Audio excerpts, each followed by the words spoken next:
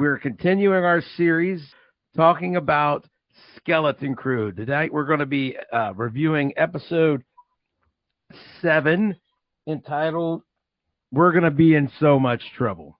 So, without further ado, Tim, do you want to give the people a little bit of a rundown, a recap of what transpired this week? Sure, absolutely. So the episode begins with the parents on At-Atten. They are trying to send a transmission out. They've got a device that they are trying to put together that can fly past the border to send a transmission because nothing is going to get sent within the border. While they're doing this, the droids catch them. Those are some really, really attentive droids, by the way. Let's you can't do anything without them knowing about it. But the droids catch them, and they say basically, hand over the device or you're going to get stunned. They each one at a time try to run away with the device and get stunned. And then I believe it is Fern's mom that ends up getting to the top of a mountain away from the droids and sending it out. And so that's kind of where we are. So then we pan on over to the kids. The kids are talking about how they got the coordinates. They're almost home. And then Wim starts getting depressed that the adventure is almost over. Like all the near-death experiences, and Wim is just concerned that they're going to go back to the normal, boring, safe life that they always had. And so then they kind of are arguing and talking about that. Then we end up going back to the pirate ship. The coordinates basically led them to nowhere. It ended up being a place that did not look like it was ever going to be anything that could get to At-Atten. So Silvo says it's camouflaged. That's the whole reason. It's obviously camouflaged, just trying to buy as much time as he could. 33 remembered something from the log that said it was hidden in an endless storm. And basically at that point, Silvo says, well, you need to send a scout ship out there and see if you can see the entrance to Atten. Well, the ship is sent out and it crashes, and they put him in the airlock hull because they're getting ready to just send him out. And he comes back and he says, I figured it out, that the ship is the key, because the ship as it left the hull was the key to Atten. So that's basically what it was. So he figures out that the ship is the key. The pirates take the kid's ship on board via tractor beam, and the kids then restrain Brutus with this big robotic arm in order to say, hey, just let us go, take the tractor beam out, and we'll let him go. And then Silvo just picks up his gun and kills Brutus, basically saying no. All right. And then he tells the pirates to go take the ship. And then he tells them to prepare to go take At-Atten because we now have the key. So on board the kid's ship, Silvo puts his mask back on, which is cool. We've mentioned it before. It's kind of the Cobra Commander pirate-esque type blend mask. While they're doing this, they receive the transmission from the parents, which basically tells them that if they are able to get to a Republic emissary, they'll be able to know the location of At-Atten because they go back and forth on missions to At-Atten. So the kids then are like whispering amongst each other about how to take the ship back, and Wim just doing what Wim does. He charges the pirates. He's completely unarmed, and he charges the pirates. It kind of went all like Leroy Jenkins on the pirates. Basically at that point, 33 tells him, hey, he tells Silvo, you can't be the captain of both ships. Per the pirate code, you have to be the pirate of one ship. And so then as Wim prepares to try to claim the ship, Silvo covers his mouth and says he claims to be the ship's captain. And that's when Fern steps in and says, no, you can't do that. I already called claimsies on this. It's a kid's game. And she looked at 33 and she said, get these pirates out of my ship. And Silva was like, oh, that's not how it works. But then 33 was like, good enough for me, And so he just went and started kicking the pirates out. Well, Silvo ignites the lightsaber. He beheads 33, and he threatens the kids. He basically says, I'll kill you. I'll kill your parents. We don't want to have anything happen. I just need to get in there and get the treasure, and I'll be on my way. They all go to At-Aten with Silvo claiming to be the emissary, which you would think that At-Aten would have a few more procedures for that. Like, don't they have pictures of the emissary or something? But anyway, he is shown the vault by the droids, and the kids are reunited with their parents outside of the vault. And obviously inside the vault, there's all these credits, more than anybody could count. And Silvo comes outside the vault, and he ignites the lightsaber. So that's where we are. Did I miss anything in there, guys? I think I got it all. So. There's more vaults. He asked how many vaults they have like that. Oh, yeah, It's like thousands. Yeah, of exactly. vaults that are stacked deeper. These credits. Yeah. I mean, he pulls one credit out, and it just falls like a waterfall. You know what I mean? It's crazy. Right there is more money than you'll ever spend in a lifetime. Yeah. So, really weird scene where he lets it like rain down on top of his head. Yeah, he goes all Scrooge McDuck. He goes total Scrooge McDuck in there and is just laughing and having a good time with the money. But yeah. We have a lot of comments in the queue this week. So first in the queue this week, Barry Allen is slow. Whim doing the most whim thing imaginable by charging an entire cabin full of adult pirates with no weapon or plan. It wouldn't be an episode with Whim in it if he didn't just do something completely useless. I mean, would it really? I mean, he just completely and totally feels the need to do the most useless thing imaginable in every episode. I don't know why. So, Jason, we've been talking about this for weeks. Do you think Whim is going to get a redeeming moment where he shows himself to be something other than a buffoon? Or I hope not. I love him just being a screw up and it going straight to the next season of him just continuing to be a screw up. Yeah. You know who Whim is? Dan? Whim is the spaceship guy in the Lego movie that wants to keep building the spaceship, and then at the very end, he builds a spaceship. And it's just, they need a spaceship. He's such a moron. At some point, he's going to do something that'll be a complete accident that'll save the day. You can just see it coming, but I know that Jar Jar Binks. Yeah, exactly. They're going to need unreasonable, borderline, just insane optimism to overcome something. Just irrational optimism, and he's going to save the day. Because they're like sitting there. He's like, "We need to do this. Like, we need to come up with." I know. Everybody's whispering like back and forth, like, "Should we do this? And should we do this?" And Whim just goes out there, Leroy Jenkins, and he just charges. He charges like, he charges all these adults. It's just like, buddy, you're like 60 pounds. What are you doing, man? Armed pirates. With ruthless pirates and with guns and stuff. Jon Snow knows nothing. One, I absolutely love that they did not go with the redemptive arc for Silvo.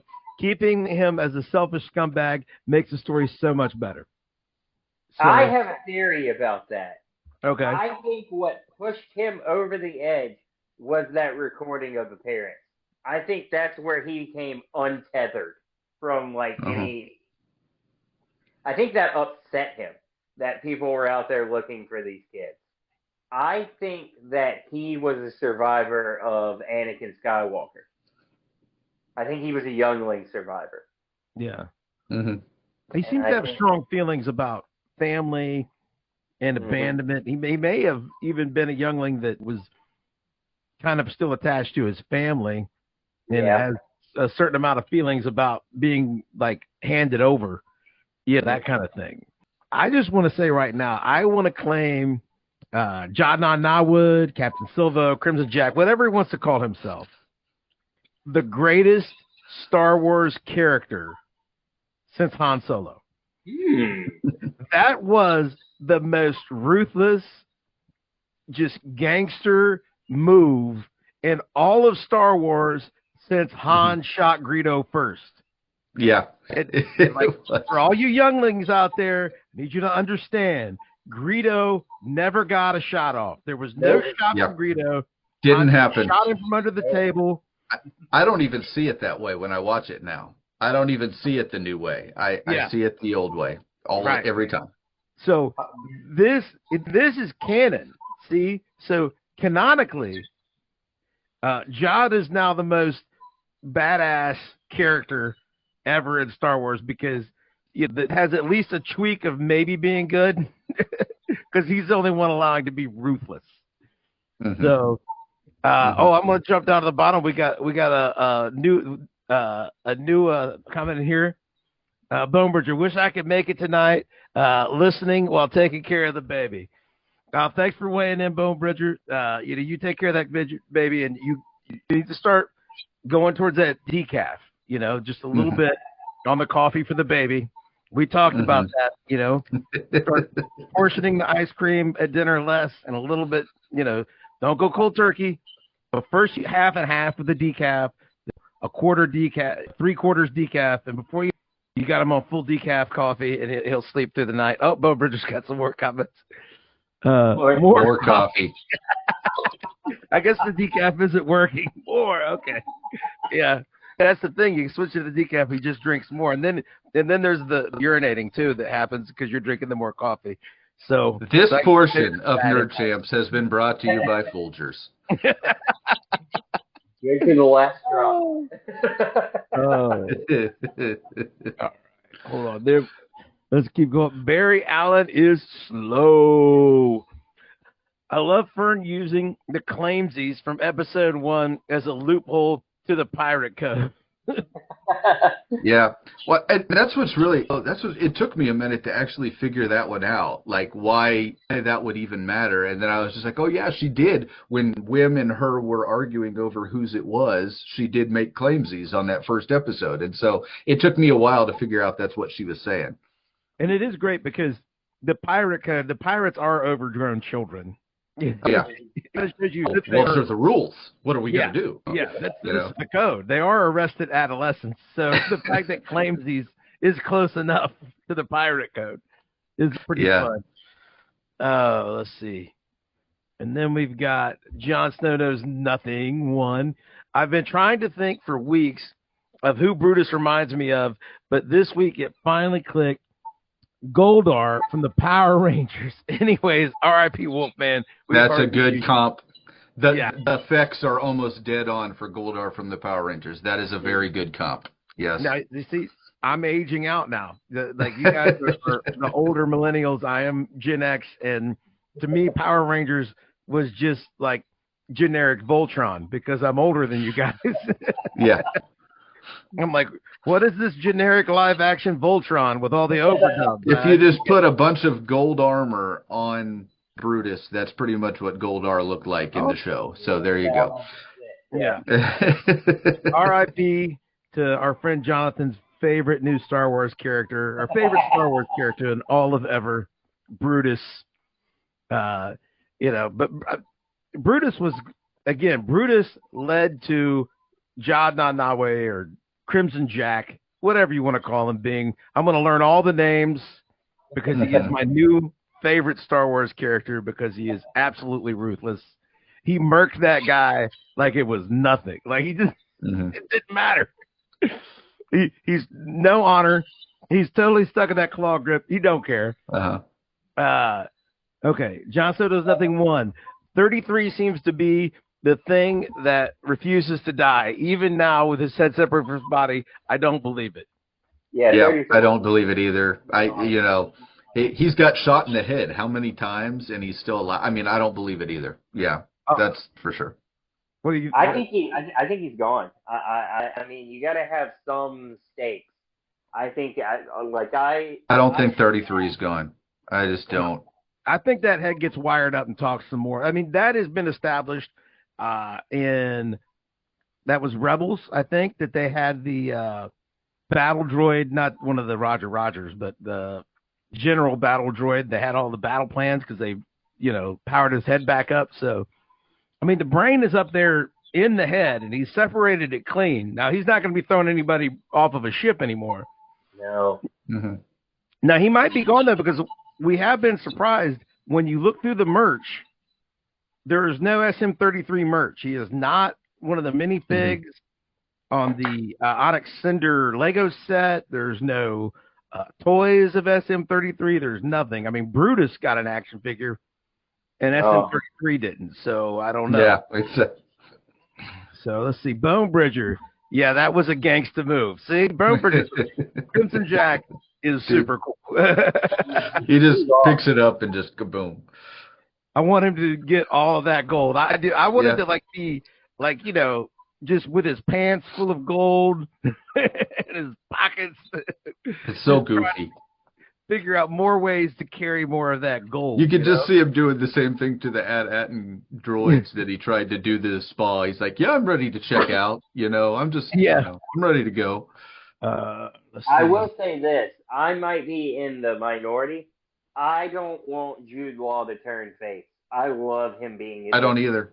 No, I want him to stay. Him chasing. I think that's what they were saying in the comments earlier. I think that this is the better direction. Having him really be the person that we thought that we were being told he was this whole time, and not having a redemptive arc story where he saves these kids and does that.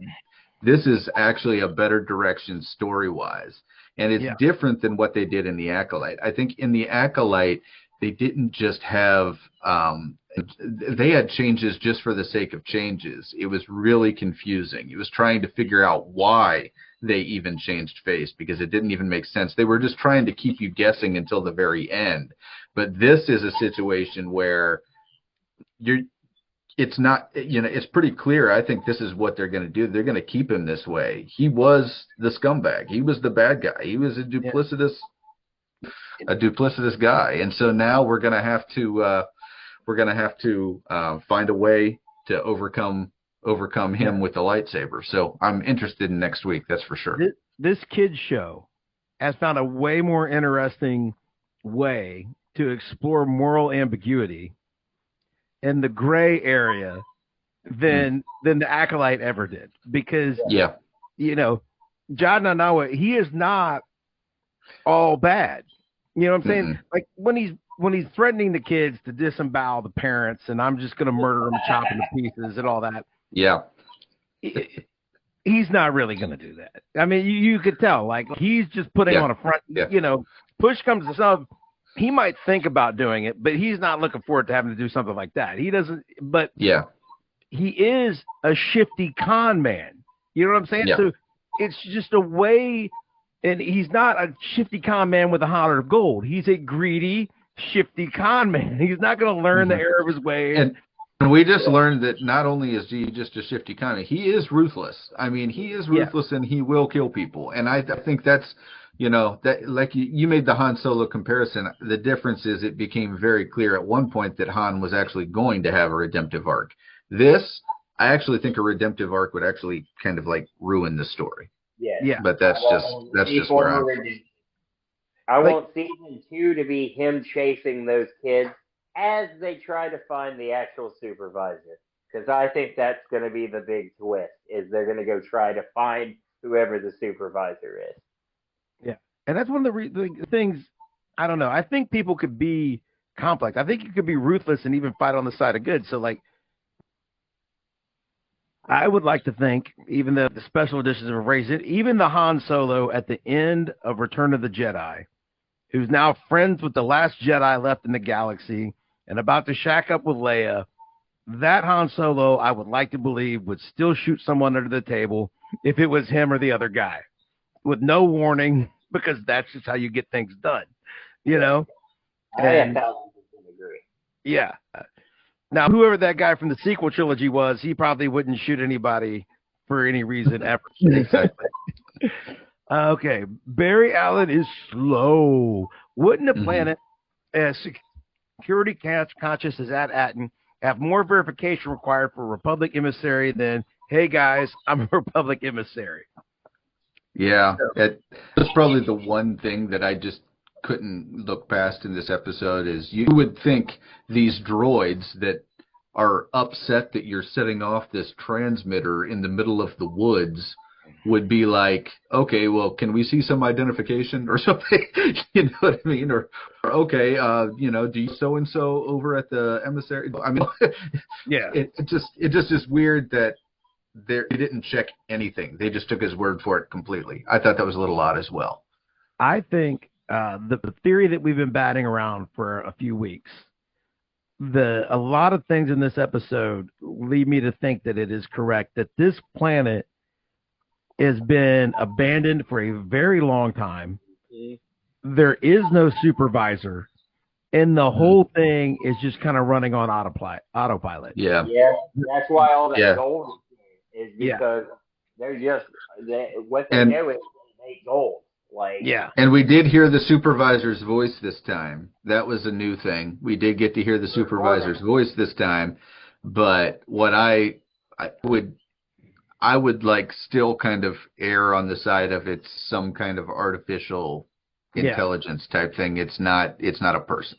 Because that voice sounded very robotic, I think, and I think that they go it's a very generic sounding voice. Any generic sounding voice is always going to be some kind of a robot. That's just the way it is in Star Wars.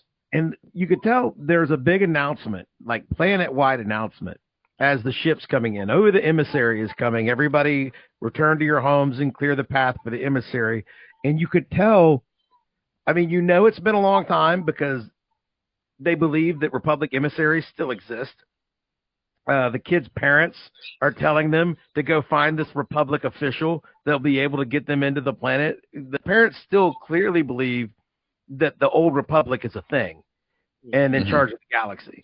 And they've been abandoned for at least as long as the Republic fell, and probably longer, because when that ship arrives, nobody returns home because it seems like the people don't really know what this means, that the emissary is coming, because where the landing area is, there's people still walking around when it opens up to bring that big elevator up. There's people, they have to go running away when it starts to open up, and it's all overgrown. There's a big grassy field on top that's obviously not opened in a long enough time for them to have a whole big field of grass, like a little park on top of it. So I just think that this whole place is just running on autopilot, and that's why you just got droids like, oh, emissary, come with me. I mean, it's definitely the mystery of At-Aten is still something that is out there. We really don't know a lot about the planet yet. We still don't know a lot about what they actually do there. We know that it's a mint. We know that, but if there's nobody coming back and forth to get the credits and distribute them, why are we still doing it? And how are we able to provide all of the welfare for the people that live there? There's a lot of questions that are just not answered, and I think that it's something that's worth mentioning. It's worth mentioning that there probably should be some answers to that in the next episode. I know that they're trying to set up a season 2. I don't want to drag on season 2 trying to figure out mysteries about At-Aten. I think there's other mysteries to be revealed. I want to know a lot more about At-Aten in the next episode. Yeah. Well, I think I really feel like the whole thing is being ran on autopilot. The droids are just doing everything. The droids are the police. The droids are the farmers. The droids are growing food. Because Star Wars is not Star Trek. This is not a post-scarcity society. They don't have replicators. Yeah. So obviously, this planet, everybody who lives there is like an actuary or an accountant or something, and they're all working for the mint. There's no farmers. There's nobody growing food, and obviously there's blue collar stuff, right? Yeah. There's no trade going on and no replenishment. Somebody has to be growing food and stuff for these people. I think it's just the droids. I think the whole thing was set to be as isolated for as long as it needed to be, and I think these people are predisposed to be conformist. They were recruited to be conformist type people, and they're just running on autopilot. I don't know. I think that might be what we find out. That's what I'm thinking too. Yeah, because they had to have better security at some time. And remember what Fern has said about droids more than once, right? That they do what they're told, and that's something that's been brought up. So you wonder why a lot of the things kind of are done the same way over and over again. That could kind of explain it. So there you go. Yeah, and then again, maybe Travis was right because the droids are easy to fool, and they do what they're told.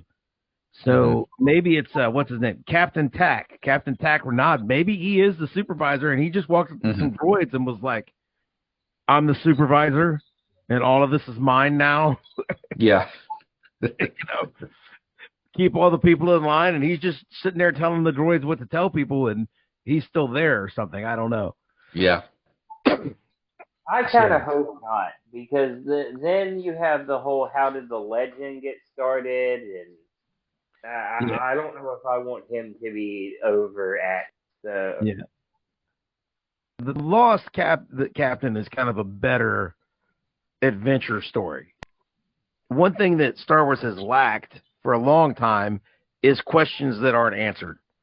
Questions that aren't answered are awesome. It's like it's the key to a great story. You leave some mystery out there for people. The original trilogy was chock full of it, and they should have just left it alone because it was so great. Because then your imaginations can actually take hold of something. You know what I mean? You don't have to have answers to everything, because in your head canon, this is where it goes, and in somebody else's head canon, this is where it goes. The show has done no wrong for me. Like when Crimson Jack just murks Brutus, I was like, this is amazing. I love this show.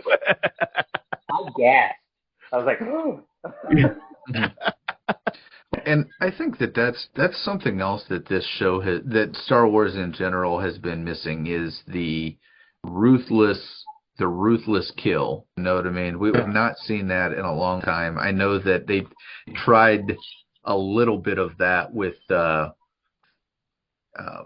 Kylo Ren killing Han, and they thought that would be the ruthless moment, but that really didn't come across as ruthless. It came across as whiny, and it came across as just very dramatic. Yeah, you're right. It came across with, and that's not the fault of the actor. I think it was just a poorly written choice.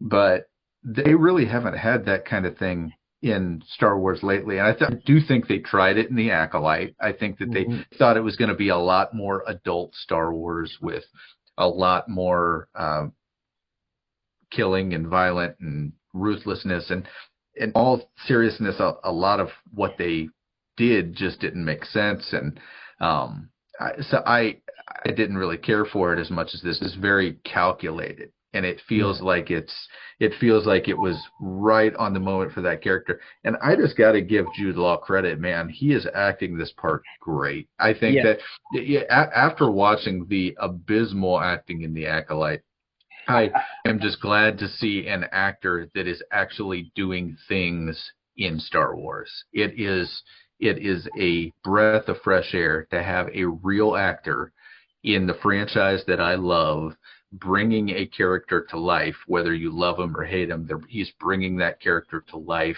and you have emotions about that character.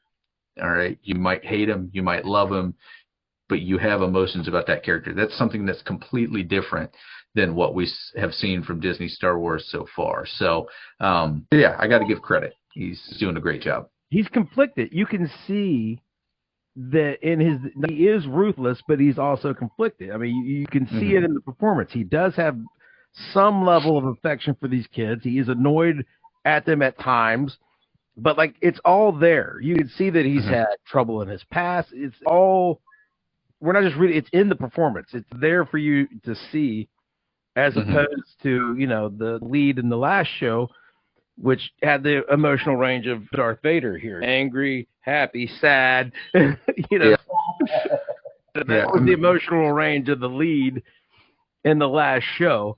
And that we got from Disney Star Wars. And so to have a lead who can like really give you a performance is really refreshing. And we have not had this level of ruthlessness, of real world cynicism in mainstream uplifting family entertainment like since I was a kid. Like again, this is such a Gen X show. Like, you know, Gen X, older millennials, we grew up in a world where Han shot first, where the FBI brought shotguns, not walkie-talkies, to stop the ET gang.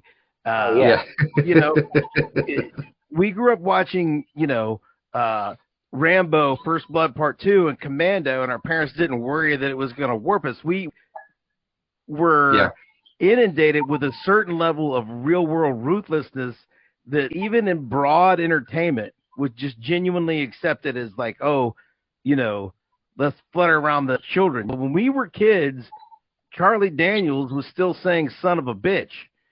Yeah. When Johnny was warning the devil. You know what I'm saying? Yeah.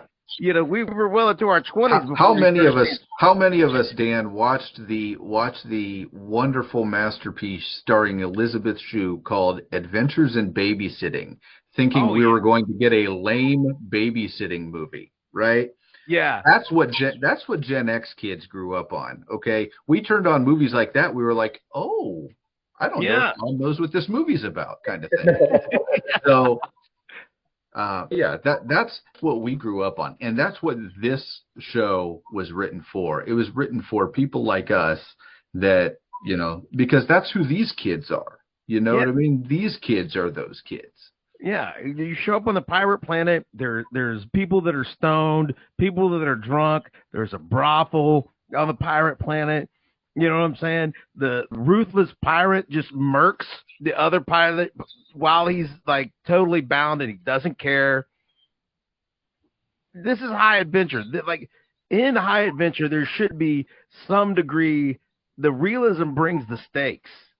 You know what I'm saying? This is not a Nerf world here. It's not nerfed. It has like it's for kids, but it has hard edges. You know, and that's why it just made me feel warm inside just to watch. Yeah, for sure. To watch it. So good. It has been so fun. Coming out the Acolyte, which I think I watched 4 episodes of. This has just been. At the end of the 4th episode of the Acolyte, I was like, do I just not like this anymore? Like, maybe I grew out of it. Like, you know. Jason, what if we told you it got substantially stupider after episode 4? I mean, not even sort of, not just a little bit. No, it was like eon stupider after episode 4. And that's the one thing that I really like about this show is episode to episode, I feel like I'm getting something new. And I do feel like the writers of this show have done a much better job than the writers of The Acolyte at getting the hook week to week. I feel like that's something that was lacking in The Acolyte. Basically what The Acolyte did is they put together like a 3.5-hour movie and just spliced it into segments. And sometimes those segments didn't make sense. But what they've done here is they've taken the format, and we've talked about this a lot. It's a very, very video game type, and where you go to a place, you talk to a person, you find a thing. That's kind of what it is in order to get to the next level, which gets you to the next episode. And that's that kind of a format which worked for The Mandalorian, has worked very well for this series as well. And I think that it's so much better when you have that hook at the end of every episode to get you coming back the next episode. That's exactly what it is. Like when he lights up that lightsaber after he comes out of the vault, next week I'm dying to find out what he's going to say and what he's going to do, right? Yeah. And that's what we didn't have in The Acolyte. In The Acolyte, they had maybe 1 or 2 hooks, but the hooks weren't that strong. These hooks are very strong week to week, and I appreciate it. I think it's something that has been missing for a little while in these series. They've given us characters that are, at least some are likable, that you root for, that you are worried about what happens to them, characters with motivations that we can understand, that don't just change on a dime for no reason, that we can ascertain, even the kids, Jod, SM33 is a more interesting character than any of the characters that we got in the Acolyte. Like, Oh yeah. I can't tell you a single character's name in the Acolyte. I'm going to be completely honest with you. See, we were having to we were commenting on it, so it all burned. I wish I could erase it. What was the budget for this show again? You looked it up at one point, didn't you, Dan? What was the budget for the show? It was relatively high, right? I mean, I wanted to say it was. I mean, it's not the Acolyte. It was. Oh, really? Okay, I thought it was in the twos for some reason. I don't know why I thought you looked it up and it was in the twos, but let's see what we got here. Skeleton Crew budget. $136 million. 136. Okay, so that's lower than the Acolyte. So there you go. I mean, by about 50 million. So, okay. So yeah, I mean, I would say the money's been well spent. I would say. Yeah, I would say the budget for the first season of Mandalorian was 120 million. Mm-hmm.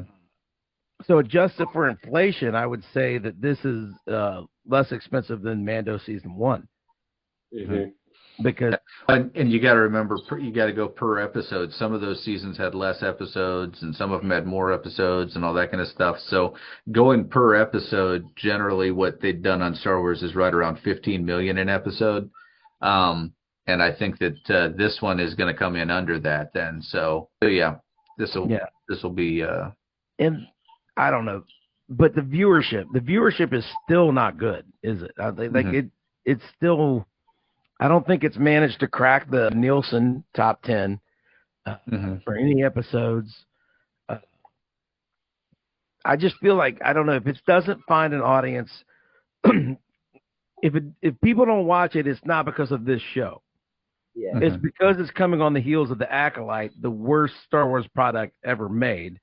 Well, and I also think they're actually trying to push this the full Goonies. Like, they're trying to push this the full Goonies. They're trying to get this to have a cult following. That's what they're trying to do. They're trying to make this so that people don't watch it live. People are watching it months later on rerun. And when it gets a cult following, that's how it was with the Goonies. The Goonies was a huge, huge VHS hit, right?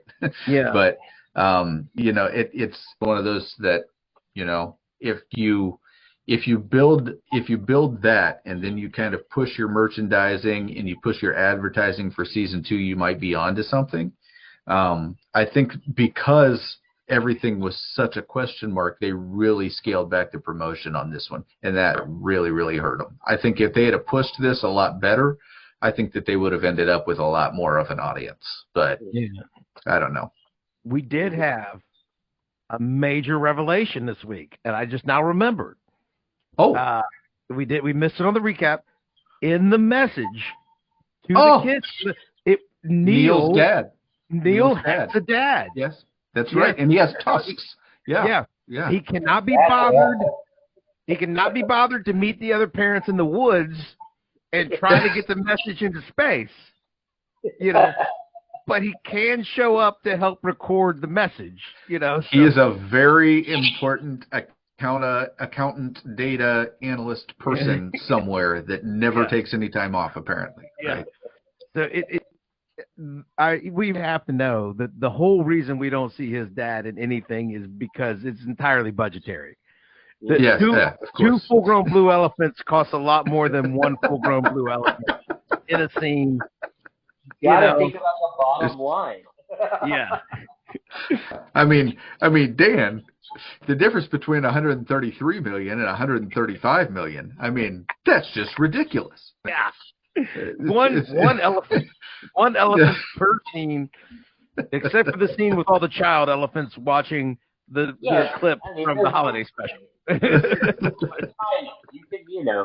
You get them half price. I think the tusk must be the budgetary factor that means, because again, the dad is only seen in hologram form, so getting him screen ready to actually look good, like in person, they decided they didn't want to spend that money, man. That's what it is. He doesn't even speak in the hologram. He just stands there. Yeah. Can't pay that voice actor either. What?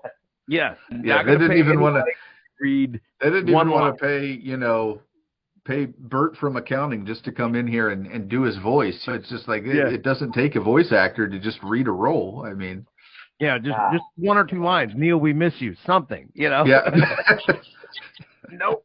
I'll do it for cheap, Disney. Here you go, right here. Yeah, but it's just so funny the things that they decide to save money on sometimes. It's just like, really? We're going to spend over $600 million on 2 seasons of Andor. We're going to spend $133 million on this show, but what? You got to save that elephant. $2,000. One blue elephant person. Yes, that's it. Yeah, per scene. That's all we can have. We can't afford any more. Because I remember when that scene came on, I was like, oh, hey, I got to talk to Tim. I know. Neil has I did the dad. Leo thing. Ah, yeah. So if we get more seasons, is Neil going to grow tusk? Ooh. And can you put That's a good pirate question. And we talked about this. I mean, as long as it took them to get this together, because this was a project that for the longest time we all thought it wasn't going to happen, right? We thought that it was kind of like a phantom project, like, oh, I'm convinced that's not going to happen, but it ended up happening. So I guess the real question is, if they decide to do a second season, what kind of time frame are they looking at? Because we're dealing with kids, and although Disney has done some amazing things making kids not look aged recently, I know that they did that very well in the Spider-Man series, for example. I don't think that when we're talking about children, it's going to work the same way. So you're going to almost have to have them aged a little bit. So that's something that would be a reasonable question for season 2, I think. Neil with tattooed tusk. That's what I want. The rebel without a cause, right? Watch it, guys, please. Yeah, somebody watch it. So I want, because if it doesn't get watched, Disney is just going to think that it was the problem. The skeleton crew, we can't make anything like that again. Let's make some more acolytes, because at least we'll get our message out there. Yeah, exactly. That'll be the reaction. So come on, man. If you don't want any more acolyte, please watch Skeleton Crew. Is all I can say.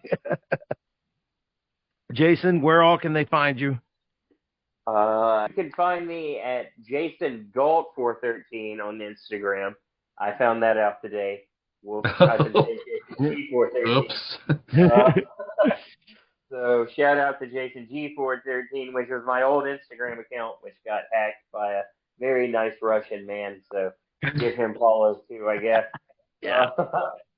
I have a podcast. Way to go, Vlad. Yeah. I have a podcast called Jason Explains It All. I'm on another podcast called Your Imaginary Podcast, and I'm everywhere. I got lots of stuff coming up with Jonathan, and I think I have a debate coming up. Oh yeah. We got the here at Nerd Champs, we dissect the issues that everybody is concerned about. So just stay tuned for the amazing hot cutting debates that we're going to be having coming up. The important issues, I would say. Right. So, we're right here at Nerd Champs. From the comments, you can find Bone Bridger at Bone Bridger here on the YouTube. And again, we are right here. If you get confused, you're already watching us, so that's fine. All you need to do is hit like, share, and subscribe. And hit some comments right here on the video that you're already watching. If that's too tough, just look right there at Tim. Subscribe to at Nerd Champs. There it is. It's right there. It's right there. And so we will see you guys next week.